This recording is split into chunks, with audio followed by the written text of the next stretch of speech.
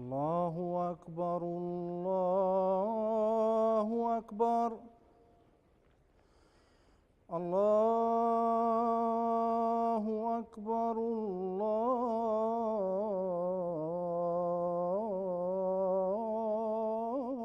الله أكبر. أشهد أن لا إله إلا الله.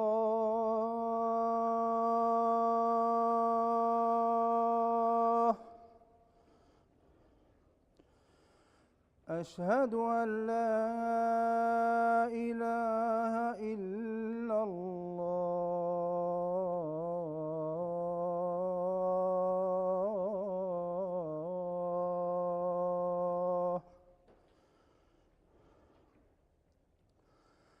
أشهد أن محمدًا رسول الله.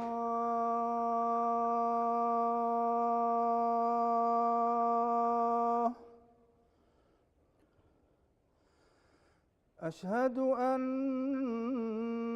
محمدًا رسول الله.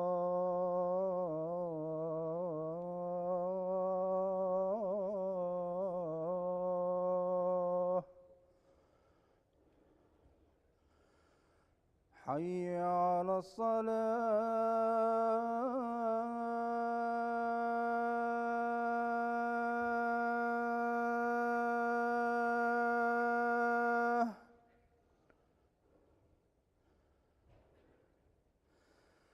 حي على الصلاة.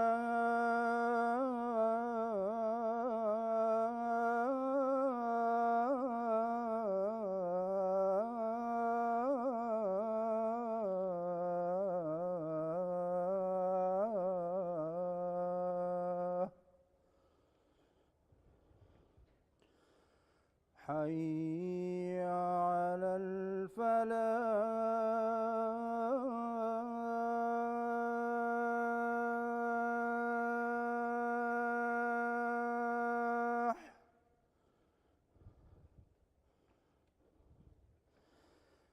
حي على الفلاح.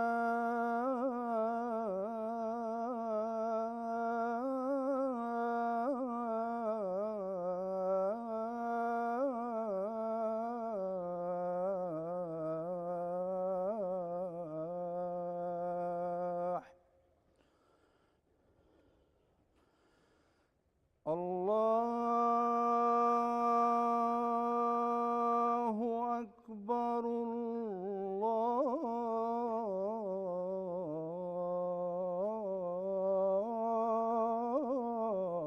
الله أكبر. لا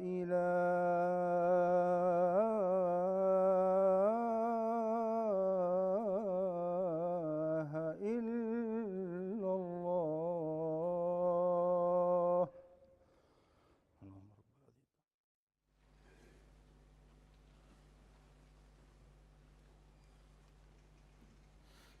السلام عليكم ورحمة الله.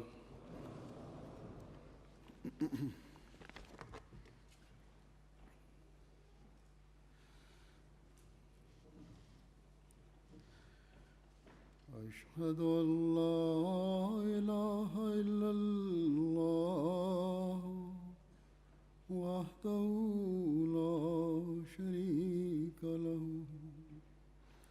وأشهد أن محمدًا عبده ورسوله. أما بعد فأعوذ بالله من الشيطان الرجيم.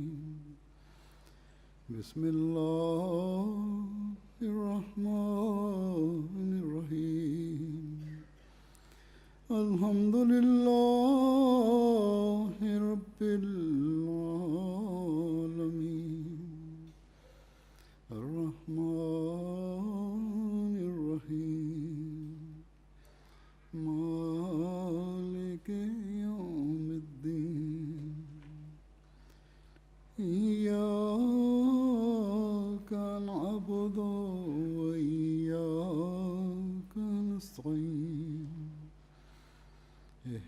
الصراط المستقيم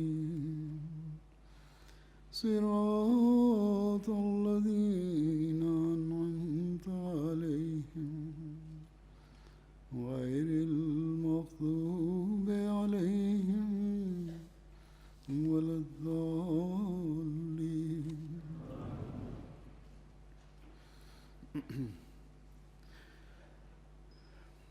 آج انشاءاللہ تعالی جمعہ کے بعد باقاعدہ جلسہ سالانہ کا آغاز ہوگا، یعنی جلسے کے پروگرام کے مطابق جو سیشن شروع ہونا ہے پہلا. لیکن جمعے کی بھی ایک اہمیت ہے، یہ بھی بات یاد رکھنی چاہیے. اس لیے اس اہمیت کو پیش نظر رکھتے ہوئے ہمیں اس کا بھی حق ادا کرنے کی کوشش کرنی چاہیے. اور آج جلسے کی وجہ سے کسی اس حق کی ادائیگی کے لیے یا اس حق کی ادائیگی کے دوران جو دعائیں کریں اس میں جلسے کے بابرکت ہونے کے لیے دعائیں بھی کرتے رہیں.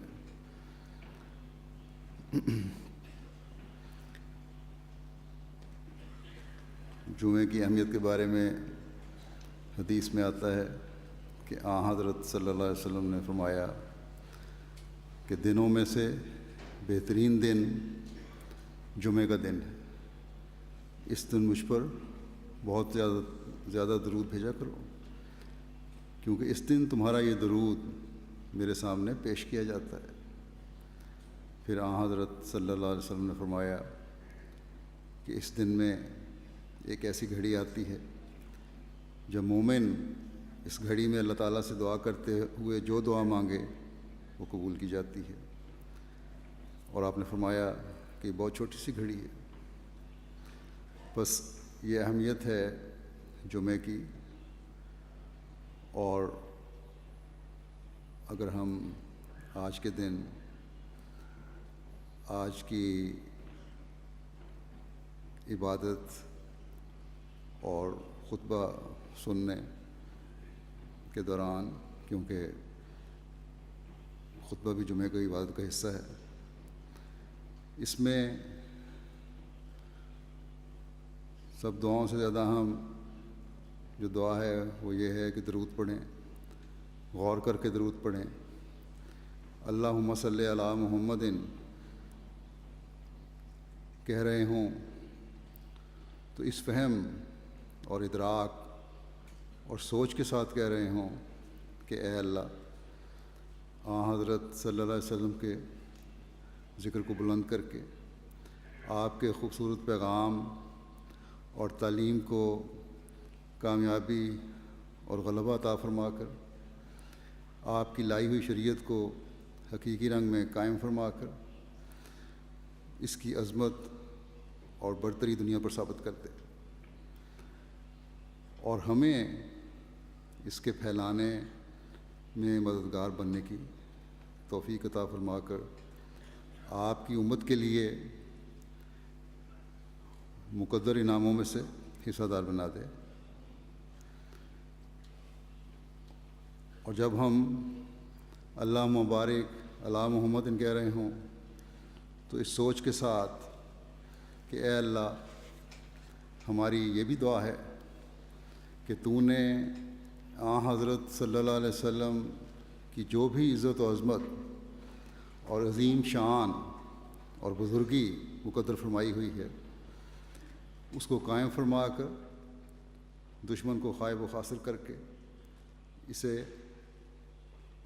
ہمیں بھی دیکھنے اور اس کا حصہ بننے کی توفیق عطا فرما، جو ہم یہ نظارے کامیابی کے دیکھیں. حضرت صلی اللہ علیہ وسلم کے خلاف قائم کیا جانے والا ہر مکر اور کوشش دشمن پر پڑے. اور جب ہم آج جمع ہو کر یہ دعا مجموعی طور پر کر رہے ہوں گے تو یہ ایسی دعا ہے جو اللہ تعالیٰ کے ہاں یقیناً پیار اور قبولیت کی نظر پاتی ہے. اور دیکھی جاتی ہے، اور یہاں اور اس کا اور ہم اس کی قبولیت سے فیض بھی پاتے ہیں،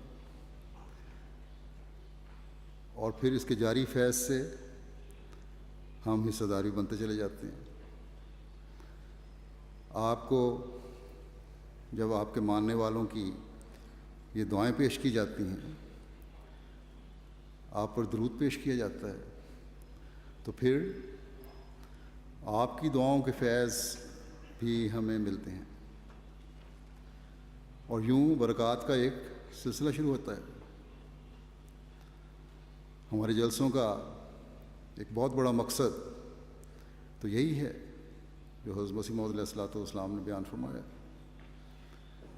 اور بیعت کی غرض بھی یہ بیان فرمائی ہے کہ اپنے مولا کریم اور رسول مقبول صلی اللہ علیہ وسلم کی محبت دل پر غالب آ جائے۔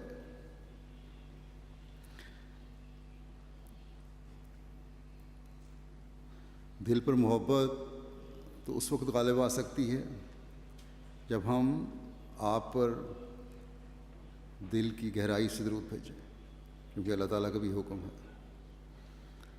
اور پھر اپنی حالتوں کو بھی اس کے مطابق ڈھالیں اور ڈھالنے کی کوشش کریں، جس کا اسوہ حضرت صلی اللہ علیہ وسلم نے ہمارے سامنے پیش فرمایا۔ آپ کی محبت کی وجہ سے آپ پر درود اور آپ کی اتباع پھر اللہ تعالیٰ کی محبت کو بھی حاصل کرنے والا بنائے گی۔ بس جمعے کے دوران بھی، جمعے کے بعد بھی، خاص طور پر اور باقی 2 دنوں میں بھی ایک توجہ کے ساتھ درود اور ذکر الہی میں ہر ایک کو وقت گزارنے کی کوشش کرنی چاہیے، تاکہ اللہ تعالیٰ ہم پر رحم فرماتے ہوئے ہمارے مخالفین کے تمام منصوبوں کو ان پر الٹائے۔ پھر حضرت صلی اللہ علیہ وسلم کے اسوے میں ہمیں حقوق العباد کے بھی عظیم الشان نمونے نظر آتے ہیں۔ اس کے لیے بھی ہمیں کوشش کرنی چاہیے کہ اسے اپنے اوپر لاگو کریں۔ پھر اللہ تعالیٰ نے مومنوں کی یہ نشانی بتائی ہے کہ وہ آپس میں محبت، پیار اور رحم کے جذبات رکھتے ہوئے زندگی گزارنے والے ہیں، اور اس میں بھی ہمیں حضرت صلی اللہ علیہ وسلم کا اسوہ جو نظر آتا ہے اور جس کا نقشہ اللہ تعالیٰ نے بھی کھینچا ہے کہ عزیز علیہ ما عنتم، کہ تمہارا تکلیف میں پڑنا اس پر شاق گزرتا ہے۔ بس جو محبت آپ کو مومنین کے لیے تھی، آپ کو برداشت نہیں تھا کہ ان کو ذرا سی بھی تکلیف پہنچے۔ مومنوں کو پہنچنے والی ذرا سی تکلیف بھی آپ کو بے چین کر دیتی تھی۔ بس یہ اسوہ ہے جو ہمارے سامنے رکھا گیا کہ ایک دوسرے کی تکلیف تمہیں بے چین کرنے والی ہونی چاہیے، اور یہ اس وقت ہی ہو سکتا ہے جب حقیقی رنگ میں ایک دوسرے کے لیے رحم اور محبت کے جذبات ہوں۔ جلسے کے منعقد کرنے کے مقاصد میں سے ایک مقصد حضرت مسیح موعود علیہ السلام نے یہ بھی بیان فرمایا ہے کہ جماعت کے تعلقات اخوت استحکام پذیر ہوں گے، اور تعلقات اخوت تبھی مضبوط ہوتے ہیں جب بے نفس ہو کر ایک دوسرے کی خاطر انسان قربانی کرتا ہے، ایک دوسرے کے جذبات کا خیال رکھتا ہے۔ شروع کے جلسوں میں، ابتدائی جلسوں میں، جب ابھی تربیت کے وہ معیار حاصل نہیں ہوئے تھے جو حضرت مسیح موعود علیہ السلام ہم سے چاہتے ہیں، اور قربانی کا وہ جذبہ نہیں تھا، بے شک عقیدے کے لحاظ سے مضبوطی پیدا ہو گئی تھی، لیکن ماحول کے زیر اثر حقوق العباد اور محبت اور بھائی چارے کے وہ معیار عملی طور پر پیدا نہیں ہوئے تھے جو حضرت مسیح موعود علیہ السلام اپنی جماعت میں پیدا کرنا چاہتے تھے۔ تو آپ نے جب یہ شکایات سنی کہ ایک دوسرے کا جلسے میں خیال نہیں رکھا گیا اور اپنے آرام کو ہر شخص نے یا بعض لوگوں نے اپنے آرام کو دوسرے کے آرام پر ترجیح دی ہے، آپ اس بات پر بڑے سخت ناراض ہوئے، اور اس ناراضگی کی وجہ سے 1 سال پہ جلسہ بھی منعقد نہیں ہوا۔ آپ نے بڑی سختی سے فرمایا کہ میں سچ سچ کہتا ہوں کہ انسان کا ایمان ہرگز درست نہیں ہو سکتا جب تک اپنے آرام پر اپنے بھائی کا آرام حت الوسع مقدم نہ ٹھہرائے۔ بس یہ دیکھیں حضرت مسیح موعود علیہ السلام کے دلی جذبات اپنی جماعت کے افراد میں بھائی چارہ اور محبت اور پیار دیکھنے کے لیے آپ اس بات پر بے چین ہو جاتے ہیں کہ کیوں میرے ماننے والے ایک دوسرے کی تکلیف کا احساس نہیں کرتے۔ بس جلسے پر آنے والوں کو جہاں جلسے کا مقصد پورا کرنے کے لیے اللہ تعالیٰ اور اس کے رسول صلی اللہ علیہ وسلم کی محبت پیدا کرنی ہے، وہاں آپس کی محبت اور پیار اور بھائی چارے کے جذبات کو بھی بڑھانا ہے، اپنے دینی علم میں بھی اضافہ کرنا ہے۔ آپ نے ایک جگہ اس کیفیت کا جو جلسے کا مقصد ہے اور جو جلسے میں شامل ہونے والوں میں پیدا ہوگی یا ہونی چاہیے، اس طرح نقشہ کھینچا ہے اور بیان فرمایا ہے۔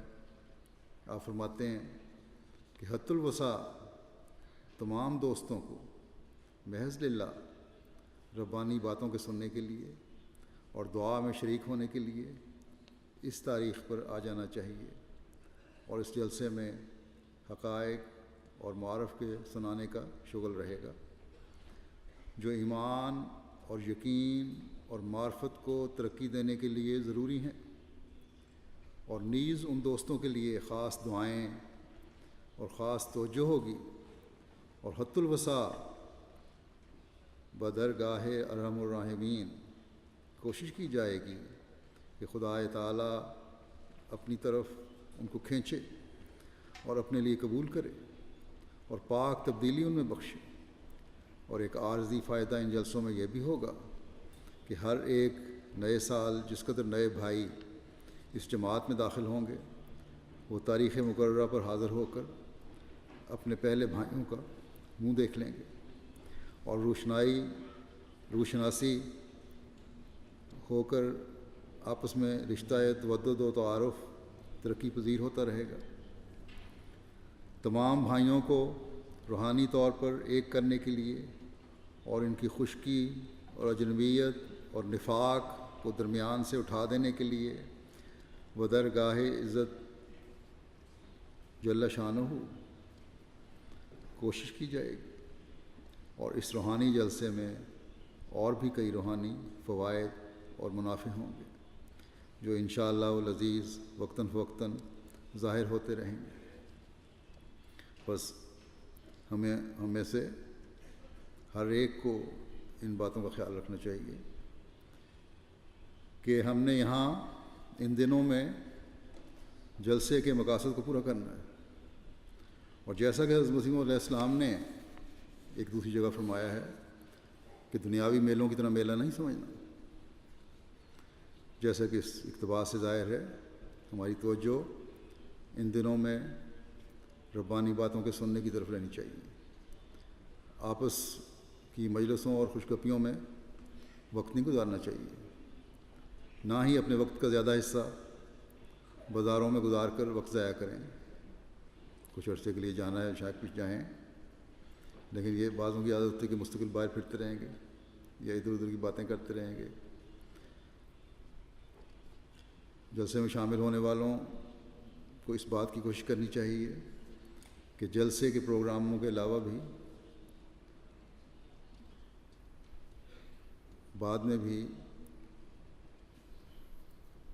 بعض پروگرام ہوتے ہیں، یعنی یہ جو جلسے کا مین سیشن ہوتے ہیں، اس کے علاوہ بھی اپنا وقت جو جلسے کے پروگراموں کے علاوہ جو باقی وقت بچے، اپنا وقت دینی باتوں یا ذکر الہی میں گزاریں یا دوسرے جو پروگرام ہیں ان کو دیکھیں۔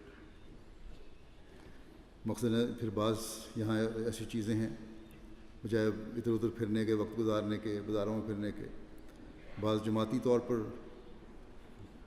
بعض انتظامات کیے گئے ہیں جس سے ایمان اور یقین میں اضافہ ہوتا ہے انسان کے۔ مثلا مقصد تصاویر ہے، یہاں انہوں نے نمائش لگائی ہوئی ہے، ایک جماعت کی تاریخ ہے، اسے دیکھیں اور اللہ تعالیٰ کے فضلوں کو یاد کریں کہ کس طرح اللہ تعالیٰ حضرت مسیح علیہ السلام کی باتوں کو پورا فرما رہا ہے اور آپ سے کی گئی وعدوں کو پورا فرما رہا ہے، اور جماعت کا تعارف اور تبلیغ کس طرح دنیا کے کناروں تک پھیل رہی ہے۔ پھر وہاں شہدائے احمدیت کی تصاویر ہیں، ان کو دیکھ کر ان کے درجات کی بلندی اور اپنے ایمانوں کی مضبوطی اور ان کے خاندانوں اور جماعت کے افراد کے لیے دعا کریں۔ اللہ تعالیٰ ہر جگہ جماعت کو دشمنوں کے شر سے محفوظ رکھے۔ پھر اشاعت کی طرف سے ایک سٹال ہوتا ہے، ان کا بھی ایک مارکی ہے، وہاں جا کر جو اس سال چھپنے والی کتب اور لٹریچر ہے اس کو دیکھیں، جو خرید سکتے ہیں خریدیں۔ پھر پہلا لٹریچر جن کے پاس نہیں ہے یہ بھی حاصل کرنے کی کوشش کریں۔ ریویو آف ریلیجن نے بھی اس سال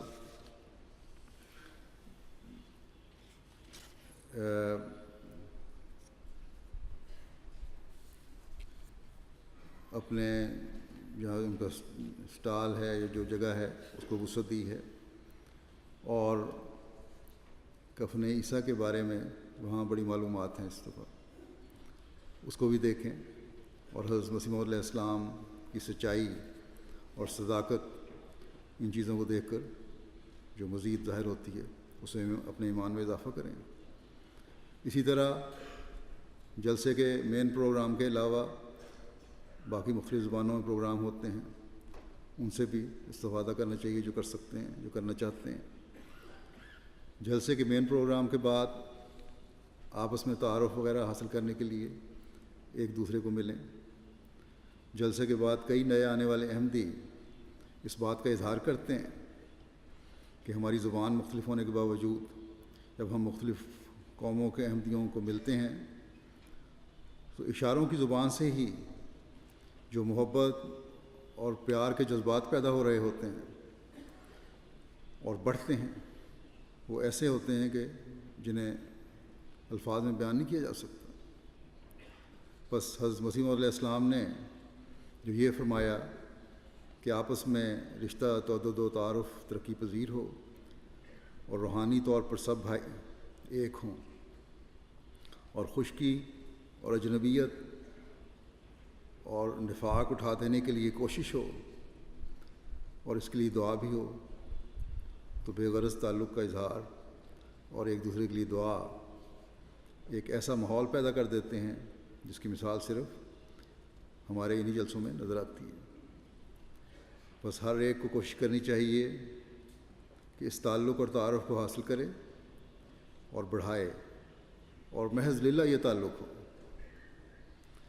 اسی طرح یہ بھی ہر ایک کو کوشش اور دعا کرنی چاہیے کہ وہ تمام روحانی فوائد جن کا حضرت مسیح علیہ السلام نے عمومی طور پر ذکر فرمایا ہے کہ اور بھی بہت سے روحانی فوائد اور منافع ہوں گے جن تک ہماری سوچ جا سکتی ہے یا نہیں، یا جو بھی حضرت مسیح علیہ السلام کے دل میں تھے کہ میرے ماننے والوں کو یہ روحانی فوائد ہوں، ان سب سے ہم حصہ لینے والے ہوں، یہ بھی دعا کرنی چاہیے اور اس کے لیے کوشش کرنی چاہیے۔ بس ان دنوں میں اس کے لیے جیسا کہ میں نے کہا دعا بھی کریں اور کوشش بھی کریں، ہر ایک کو اپنی استعداد کے مطابق اس میں حصہ لینا چاہیے۔ جلسے کے پروگراموں کو سننے اور اس غرض سے سننے کی کوشش کرنی چاہیے کہ اس پر ہم نے عمل بھی کرنا ہے۔ اس بارے میں نصیحت فرماتے ہوئے ایک جگہ حضرت مسیح موعود علیہ السلام فرماتے ہیں کہ سب کو متوجہ ہو کر سننا چاہیے جب باتیں کی جائیں، تقریریں کی جائیں، پورے غور اور فکر کے ساتھ سنو، کیونکہ یہ معاملہ ایمان کا ہے۔ اس میں سستی اور غفلت اور عدم توجہ بہت برے نتائج پیدا کرتی ہے۔ جو لوگ ایمان میں غفلت سے کام لیتے ہیں اور جب ان کو مخاطب کر کے کچھ بیان کیا جائے تو غور سے اس کو نہیں سنتے، ان بولنے والے کے بیان میں خواہ وہ کیسا ہی اعلیٰ درجے کا مفید اور مؤثر کیوں نہ ہو، کچھ فائدہ نہیں ہوتا۔ اگر غور سے نہیں سنو گے تو جیسا مرضی بیان ہو تو بھی فائدہ نہیں دے گا۔ فرمایا کہ ایسے ہی لوگ ہوتے ہیں جن کی بابت کہا جاتا ہے کہ وہ کان رکھتے ہیں مگر سنتے نہیں، اور دل رکھتے ہیں پر سمجھتے نہیں۔ بس یاد رکھو کہ جو کچھ بیان کیا جائے اسے توجہ اور بڑے غور سے سنو، کیونکہ جو توجہ سے نہیں سنتا وہ خواہ عرصہ دراز تک فائدہ رساں وجود کی صحبت میں رہے، اسے کچھ بھی فائدہ نہیں پہنچ سکتا۔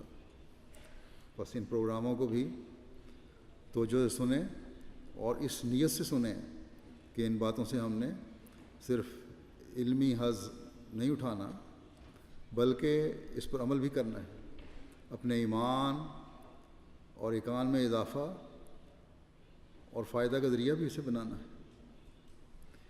آپ نے ایک جگہ فرمایا کہ میں اس بات کو سخت ناپسند کرتا ہوں کہ صرف مقرر کی لفاظی اور خطابت کو ہی دیکھا جائے۔ آپ نے فرمایا کہ مسلمانوں میں ادبار اور زوال اور ذلت صرف اس لیے ہوئی ہے کہ مغز کو نہیں دیکھا جاتا، جو اصل چیز ہے اس کو نہیں دیکھا جاتا، صرف ظاہری خوبصورتی اور کھوکھلے پن کو دیکھا جاتا ہے، نفس مضمون کو نہیں دیکھا جاتا، جو باتیں ہوتی ہیں ان پر غور نہیں کیا جاتا، ان پر عمل کرنے کے لیے کوشش نہیں کی جاتی، صرف یہ دیکھا جاتا ہے کہ فلاں مقرر بہت اچھا بولا، فلاں اس طرح مجمع پر چھا گیا۔ آپ نے فرمایا کہ یہ سب باتیں ایسی ہیں جو بے فائدہ ہیں اور بے مقصد ہیں۔ آپ نے اپنے ماننے والوں کو نصیحت کی کہ تم ان مجلسوں میں آنے والوں اور بولنے والوں کی طرح نہ بنو، بلکہ اخلاص پیدا کرو، ایسے نہ بنو جو فائدہ نہیں اٹھاتے۔ مسلمانوں کی عمومی طور پر ترقی کے بجائے تنزلی کی یہی وجہ ہے کہ مجلسوں میں آنے جانے والے اخلاص لے کر نہیں جاتے۔ بڑی بڑی مجلسیں ہوتی ہیں لیکن وہاں اخلاص نہیں ہوتا، ظاہری باتیں ہوتی ہیں۔ بس ہم میں سے ہر ایک کو اس طرح توجہ دینے کی ضرورت ہے کہ اخلاص کے ساتھ ان سارے پروگراموں کو سنیں، ورنہ اتنا خرچ کر کے یہاں آنا آپ لوگوں کا اور پھر جماعت کا بھی اتنا زیادہ خرچ کرنا اس بڑے وسیع انتظام کے لیے، یہ بے فائدہ ہے۔ بس آنے والے مہمان، تمام شاملین جلسہ اپنے جلسے میں شامل ہونے کے مقصد کو سامنے رکھیں اور زیادہ سے زیادہ فیض اٹھانے کی کوشش کریں۔ اللہ تعالیٰ آپ سب کو اس کی توفیق عطا فرمائے۔ نیز انسانی لحاظ سے بھی چند باتوں کی طرف توجہ دلانا چاہتا ہوں کہ انتظامیہ سے مکمل تعاون کریں۔ انتظامیہ جہاں آپ کی خدمت کے لیے ہے وہاں آپ کے فائدے کے لیے ہے، اور اگر تعاون ہوگا تو صحیح انتظام چلیں گے، چاہے وہ جلسہ گاہ میں بیٹھنے کی ہدایات ہیں، مردوں کے لیے بھی اور عورتوں کے لیے بھی، بچوں والی ماؤں کے لیے بھی، یا کھانا کھانے کی مارکیوں میں کھانے کے اوقات میں جانے اور ایک نظام کے تحت کھانا کھانے کی ہدایات ہیں، ان پر عمل کریں۔ لیکن کھانا کھلانے کی انتظامیہ جو ہے ان کو بھی اس بات کا خیال رکھنا چاہیے کہ بعض لوگوں کو اپنی بیماری کی وجہ سے یا کسی اور وجہ سے، مجبوری کی وجہ سے، بعض دفعہ دیر سے آنے کی وجہ سے، اور بس بچے والی عورتوں کو کسی وجہ سے کھانے کے اوقات کے علاوہ بھی کھانے کی ضرورت پڑ جاتی ہے یا مارکیٹ میں جانا پڑتا ہے، اس لیے وہاں کچھ نہ کچھ انتظام ہر وقت بھی رہنا چاہیے، لیکن کیونکہ بازار تو پھر بند ہوتے ہیں۔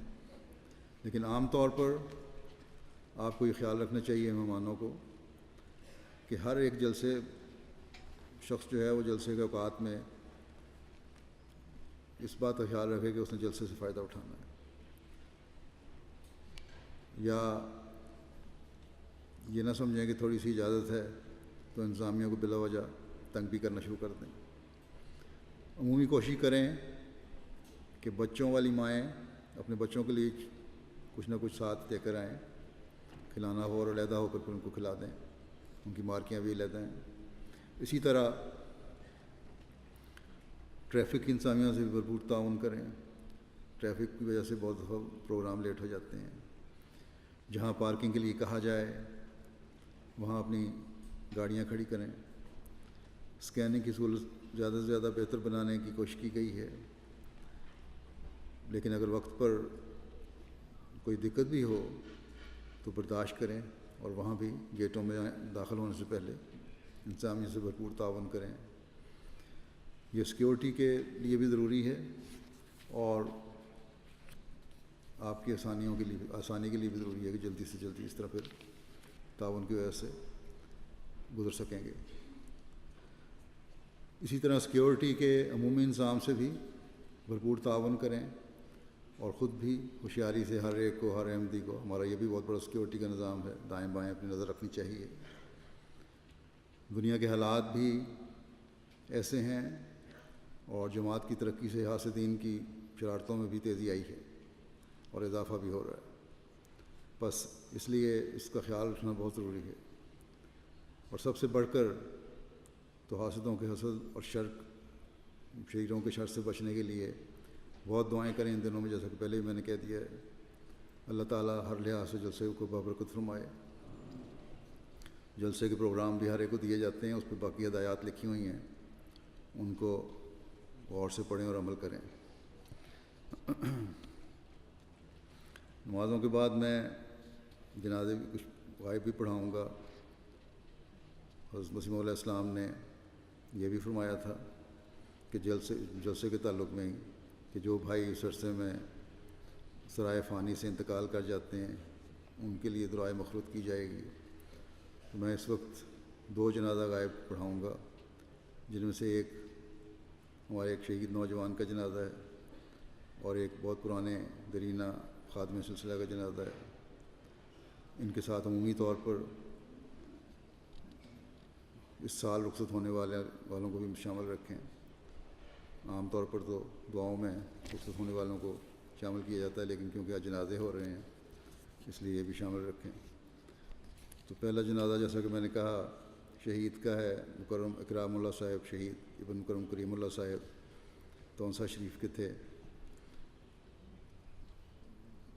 ڈیرہ غازی خان میں، تونسا شریف ڈیرہ غازی خان، ضلع ڈیرہ غازی خان۔ ان کو مخالفین نے مورخہ 19 اگست 2015 کو بعد نماز مغرب ان کے میڈیکل اسٹور پر آ کر فائرنگ کر کے شہید کر دیا۔ انا للہ و انا الیہ راجعون۔ وقوع کے روز 19 اگست 2015 کو شہید مرحوم اپنے میڈیکل اسٹور پر تھے کہ 2 موٹر سائیکلوں پر 4 مسلح افراد نے اسٹور پر آ کر فائرنگ کر دی اور فرار ہو گئے۔ حملہ آور جاتے ہوئے ہوائی فائرنگ بھی کرتے رہے اور اللہ اکبر کے نعرے بھی لگاتے رہے اور کہتے رہے کہ ہم نے کافر کو مار دیا۔ شہید مرحوم کو جسم کے مختلف حصوں پر 11 گولیاں لگیں، 1 گولی آنکھ میں لگی اور آر پار ہو گئی، جس سے موقع پر شہادت ہو گئی۔ انا للہ و انا الیہ راجعون۔ شہید مرحوم کے خاندان میں احمدیت کا نفوذ ان کے دادا مکرم سردار فیض اللہ خان صاحب نتکانی کی ہمشیرہ محترمہ سردار بیگم صاحب کے ذریعے سے ہوا، جنہوں نے حضرت مسیح موعود علیہ السلام کی خدمت میں پہلے تحریری بیعت بھجوائی اور بعد ازاں 1905 میں اپنے خامند کے ہمراہ قادیان جا کر حضرت مسیح موعود علیہ السلام کے ہاتھ پر بیعت کر کے جماعت احمدیہ میں شمولیت اختیار کی۔ محترمہ سردار بیگم صاحبہ کے بیعت کرنے کے کچھ عرصے بعد مکرم سردار فیض اللہ صاحب نے بھی بیعت کر کے جماعت میں شمولیت اختیار کر لی تھی۔ مکرم سردار فیض اللہ صاحب امیر ضلع ڈار غازی خان رہ چکے ہیں۔ 10 سال قبل یہ تونسا کے قریب ایک جگہ ہے، وہاں سے تونسا شفٹ ہوئے تھے۔ اکرام اللہ صاحب نے 1978 کو رکھ موڑ جھنگی ضلع ڈار غازی خان کو رکھ موڑ جھنگی ضلع ڈار غازی خان میں پیدا ہوئے۔ شہید مرحوم نے گریجویشن کی اور تعلیم کے بعد اپنی ڈسپنسری کھول لی، ڈسپنسر کا کورس کیا، اور پھر 9 سال قبل تونسا شریف میں اپنا میڈیکل سٹور بنایا، اور کچھ عرصہ انہوں نے ملازمت بھی کی تھی۔ 2009 میں ان کی شادی ہوئی۔ انتہائی ایماندار، نیک دل، نیک سیرت، شریف النفس اور ملنسار شخصیت کے مالک تھے۔ نہایت مخلص اور فدائی نوجوان تھے۔ سیلاب کی وجہ سے پورا علاقہ متاثر ہوا، جس کی بنا پر ان کو نمایاں خدمت کا موقع ملا۔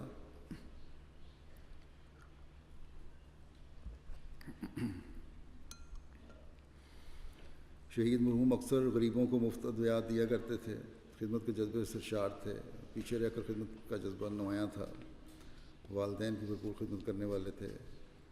شہید مرحوم خدا تعالیٰ کے فضل سے موسی تھے، اور اس وقت بحیثیت سیکرٹری امور عامہ تونسا شریف خدمت کی توفیق پا رہے تھے۔ اس کے علاوہ مختلف مواقع جگہوں پر ان کو جماعت خدمت کی توفیق ملی، خدام الحمدیہ میں بھی۔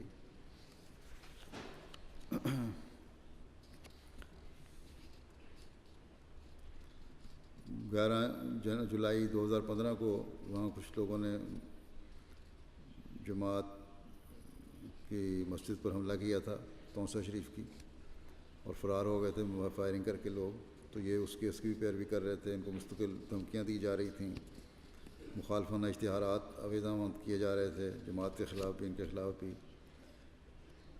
تو بہرحال لیکن اس کے باوجود یہ بڑی جرأت اور بہادری سے سب کا سامنا کر رہے تھے۔ سماجی لحاظ سے بھی نمایاں اثر و رسوخ کے مالک تھے، اور علاقے میں صاحب اثر تھے۔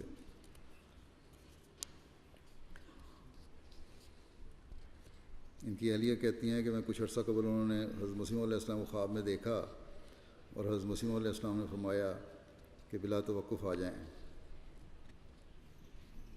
شہید مرحوم نے پسماندگان میں بھائی بہنوں کے علاوہ والدہ محترمہ رشیدہ بیگم صاحبہ، اہلیہ اور 2 بچیاں، ایک بیٹی رافعہ مریم عمر 4 سال اور بیٹا عزیزم کاشف عمر 2 سال چھوڑے ہیں۔ دونوں بچے وقف نو تنظیم میں شامل ہیں۔ اللہ تعالیٰ شہید بھائی کے درجات بلند فرمائے، اور تمام مصلوحین کو صبر جمیل عطا فرمائے۔ دوسرا جنازہ مکرم محترم پروفیسر چودھری محمد علی صاحب ایم اے کا ہے، جو آج کل وکیل تصنیف تحریک جدید تھے۔ 14 اگست 2015 کو ان کی وفات ہوئی۔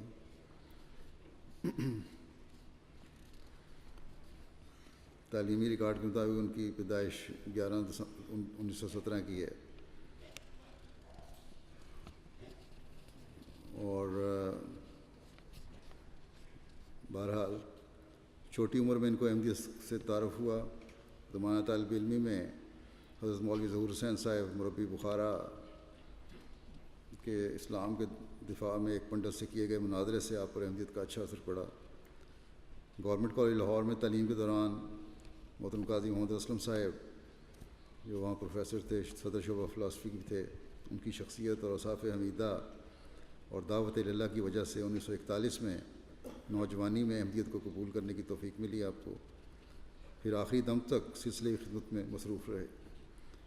اب نہ صرف اپنے خاندان بلکہ اپنے گاؤں میں بھی اکیلے احمدی تھے۔ بڑی جوانمردی سے آپ نے ان تمام حالات کا مقابلہ کیا۔ گورنمنٹ کالج لاہور سے ایم اے فلاسفی کیا، پھر آپ نے 9 اپریل 1944 کو وقف زندگی کی درخواست دی، حضرت خلیفہ مسیح ثانی کی خدمت میں پیش کی اپنی یہ درخواست، اور حضرت مسلم موعود نے اس درخواست کو عذرائے شفقت منظور فرمایا۔ اس کے بعد تعلیم اسلام کالج قادیان میں فلاسفی کے لیکچرر کے طور پر آپ کی تقرری ہوئی۔ تقسیم ہند کے بعد آپ پہلے لاہور میں اور پھر روا میں اسی کالج سے وابستہ رہے۔ اسی طرح آپ کی تعلیم اسلام کالج کے بانی اساتذہ میں آپ شامل ہوتے ہیں۔ کالج میں آپ فلسفہ، نفسیات، ادب اور انگریزی زبان پڑھاتے رہے۔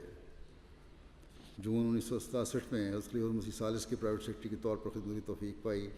اسی طرح حضرت خلیفہ مسیح ثالث کے دورہ افریقہ اور یورپ کے دوران بھی آپ کے ساتھ تھے، یہ جو میت کا شرف حاصل ہوا۔ 1984 میں آپ کا تقرر جامعہ احمدیہ میں بطور انگریزی کے پروفیسر کے ہوا، جہاں آپ نے شعبہ انگریزی کے سربراہ کے طور پر خدمات سر انجام دیں۔ اسی طرح اس دوران میں حضرت مسیح موعود علیہ السلام کی کتب کے تراجم کی سعادت بھی آپ کو ملی۔ جب شعبہ وقف نو وکالت وقف نو کا قیام ہوا تو چودھری محمد علی صاحب کو اس کے مسیح رابع نے پہلا وکیل وقف نو مقرر فرمایا۔ پھر 1998 میں تراجم کے کام کی وسعت کے پیش نظر آپ کو وکیل التصنیف مقرر فرمایا گیا خلیفہ مسیح رابع کی طرف سے، اور آخر دم تک آپ اس خدمت میں مقبول رہے۔ آپ نے سلسلے کی بہت سی کتب کا اردو سے انگریزی میں ترجمہ کرنے کی توفیق پائی۔ اسی طرح آپ کو تقریباً 71 سال سلسلے کی خدمات کی توفیق ملی۔ ایک طویل عرصہ تک پنجاب یونیورسٹی کے سینٹ، اکیڈیمک کونسل اور بورڈ آف اسٹڈیز کے ممبر رہے۔ یہ بہت ہی بڑا اعزاز ہے۔ آپ اردو اور ادب کا اعلیٰ ذوق رکھتے تھے۔ اردو اور پنجابی زبان کے بلند پایہ قادر الکلام شاعر تھے۔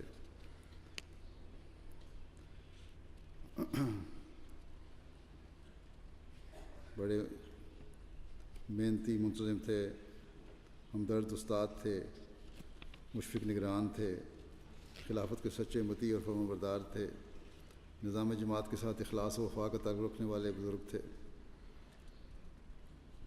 ریاکاری سے پاک، نرم خو، نرم زبان، انسانیت کے ہمدرد اور نیک انسان تھے۔ اور یہ ساری باتیں ایسی ہیں جس میں کوئی مبالغہ نہیں۔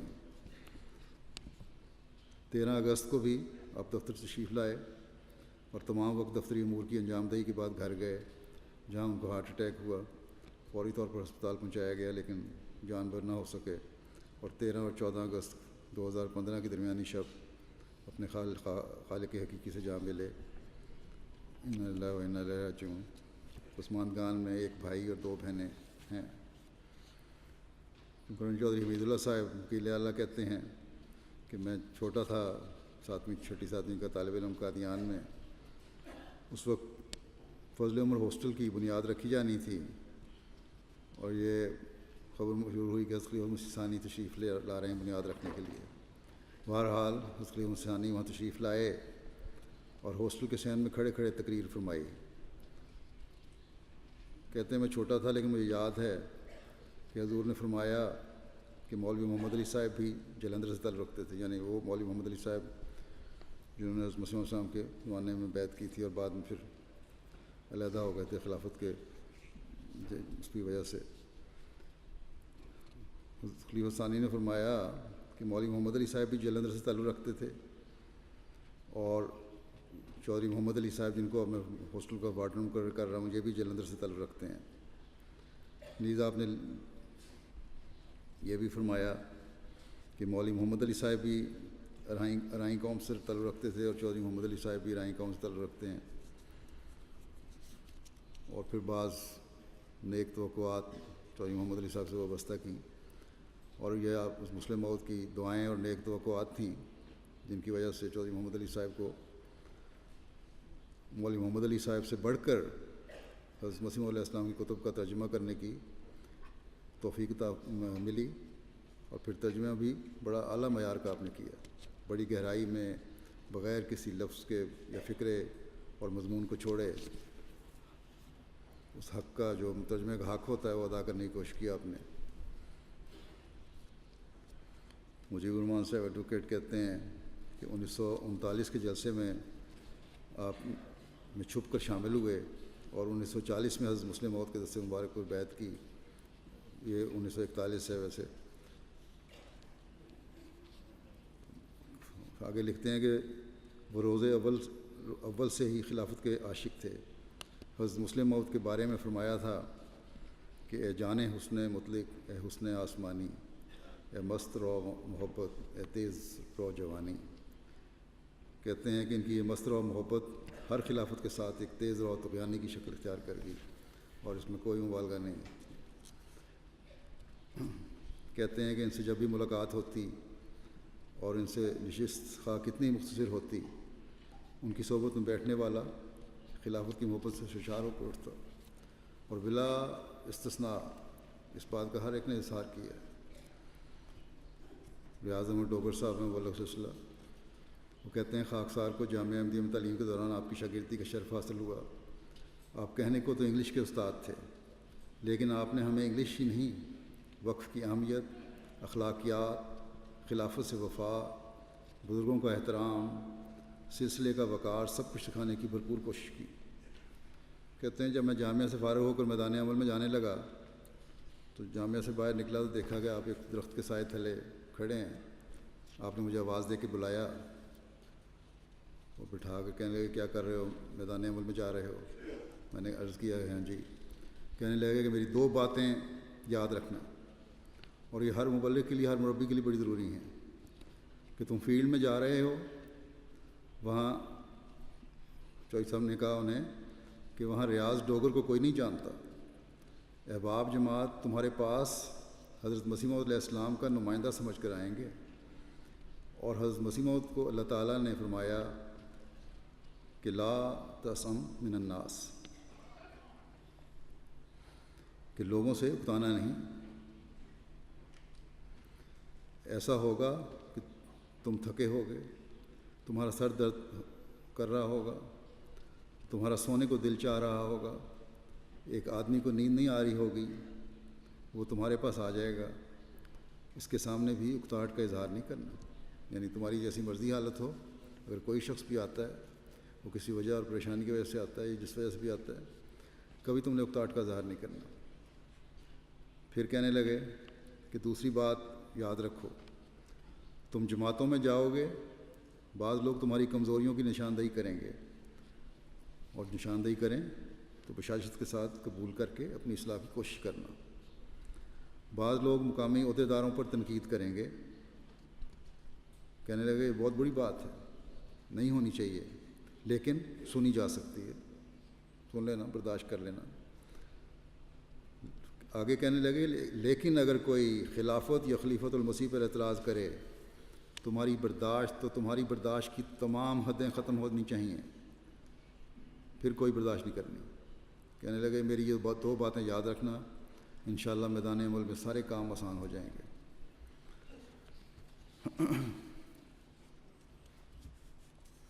ڈاکٹر نوری صاحب کہتے ہیں کہ چودھری محمد علی صاحب کو جب یہ جان لیوا ہارٹ اٹیک ہوا اور آپ کو ہسپتال لے جایا گیا تو اس دوران آپ کے چہرے پر مسکراہٹ تھی اور مسلسل خدا تعالیٰ کی حمد میں مصروف رہے۔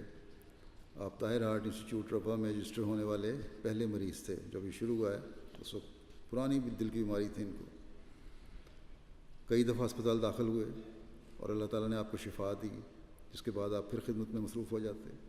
ہمیشہ دعا کیا کرتے تھے کہ اللہ تعالیٰ مجھے اس اہم کام کو سر انجام دینے کی توفیق دے اور ہمت دے جو خلیفہ وقت نے میرے سپرد کیا ہے۔ یہ کہتے ہوئے آپ کی آواز بھر آ جاتی اور آنکھوں میں آنسو آ جاتے۔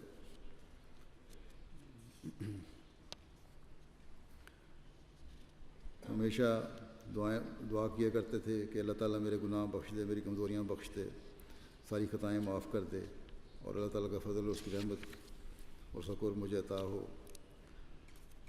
مظفر ترانی صاحب مربی لکھتے ہیں کہ جب میں آنے لگا تو میں نے پوچھا،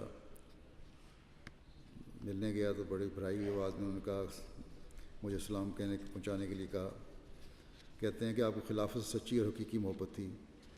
جس خلیفہ کا بھی تذکرہ کرتے تو نہایت محبت سے ذکر کرتے اور ذاتی تعلقات کے واقعات بیان کرتے چلے جاتے۔ جس خلیفہ کا بھی ذکر شروع ہو جاتا تو ایسے لگتا کہ آپ اسی کے عاشق ہیں۔ حالانکہ ایک لکھتے ہیں کہ خاکسار آپ کی ملاقاتوں اور صحبت کے نتیجے میں عرض کرتا ہے کہ آپ خلافت کے سچے فدائی تھے اور تمام خلفاء کے عاشق تھے، اور یہی حقیقی مومن اور حقیقی احمدی کی نشانی ہے۔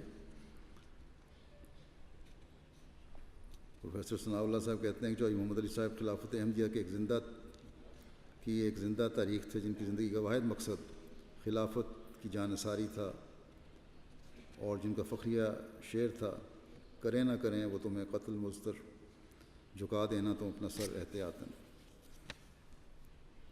مبارک صدیقی صاحب کہتے ہیں کہ ایک دفعہ میں ان کی خدمت میں حاضر ہوا، 2-3 دفعہ یہ موقع ملا تھا، اور ان کو کہا کہ انتخاب سخن پروگرام میں آپ کی فلاں نظموں کی بھی لوگ بڑی فرمائش کرتے ہیں۔ اس بات پر آپ کے آنسو نکل پڑے، کہنے لگے میرے کلام کا کوئی ہنر نہیں ہے، یہ سب خلافت کی برکات ہیں، میں تو صرف احمدیوں کے دلوں کی ترجمانی کرتا ہوں، اس لیے لوگوں کو اچھا لگتا ہے۔ اللہ تعالیٰ ان کے درجات بلند فرمائے، رحم اور مغفرت کا سلوک فرمائے، اور اس میں سے مخلص اور فدائی خلافت کی شدائی اللہ تعالیٰ جماعت کو ہمیشہ ادا کرتا چلا جائے۔